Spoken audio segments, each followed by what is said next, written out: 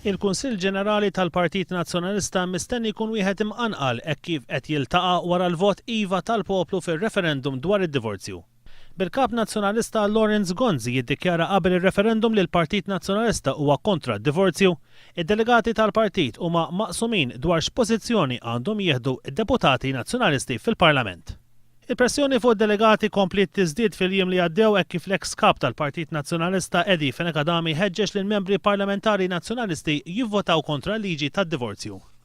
Mhux qed ikun esklużi li Fenekadami jattendi għal dan il-Kunsill, Lawrence Gonzi jrid jara kif se jtaffi t-tensjoni li tista' tinħoloq.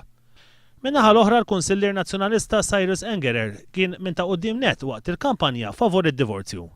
Huwa mistenni jindirizza lid-delegati u jħeġġeġ lid-deputati biex jivvotaw favur id-divorzju.